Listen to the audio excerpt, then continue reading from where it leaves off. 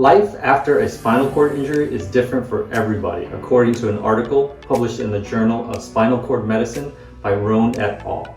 This study took a mixed methods approach to understand how individuals with spinal cord injuries, or SCI, redefine and maintain their quality of life even after an SCI.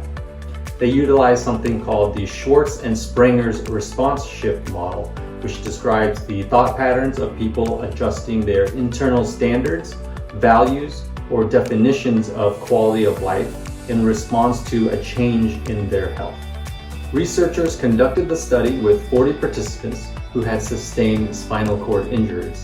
Through a process called coding, the researchers turned open-ended interview responses into data points and were able to paint a vivid picture of how these individuals experience life post-injury, providing a glimpse into the human capacity for adjustment after a life-changing event. The findings revealed 4 distinct themes. First, the behavior-driven response shift.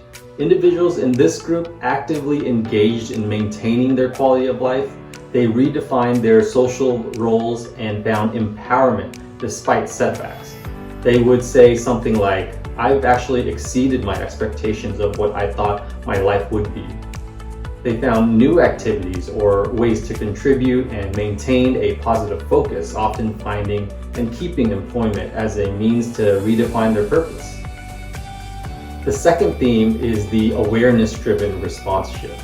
Participants didn't necessarily engage in behaviors that would directly improve their quality of life, but rather they focused on positive emotional and cognitive self-assessments. Having quoted saying, "You start looking at life through a different window." This group normalized their experiences, often citing strong family support and a sense of optimism. They were more about reframing their situation positively and finding contentment in the support and blessings that they did have. The third theme was social comparison.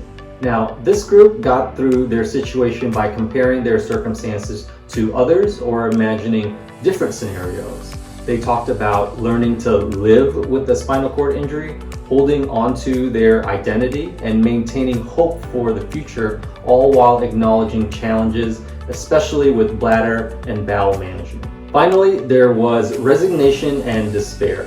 Unfortunately, this group felt stuck.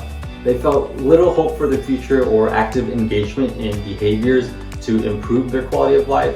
They often focused on the loss of their mobility and independence and tended to avoid social engagements, saying things like, "I used to fear the future even when I had everything going in the world for me.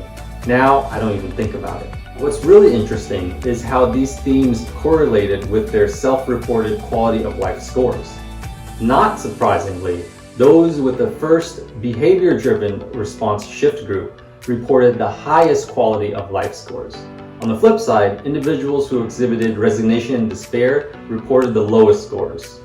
This study's implications are far-reaching, particularly for healthcare providers. It highlights the need for tailored approaches to patient care as individuals with spinal cord injuries navigate their circumstances in highly personal ways. By understanding where a patient might be on this response shift spectrum, clinicians can offer support that aligns more closely with the person's lived experience and personal goals.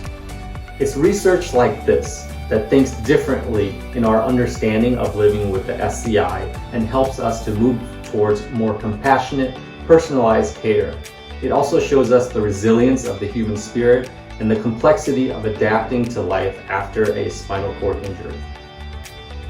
Thanks for tuning into our exploration of this study. My name is John. If you found this summary enlightening, give us a like, share your thoughts by joining the conversation in the comments, and don't forget to subscribe for more medical research insights.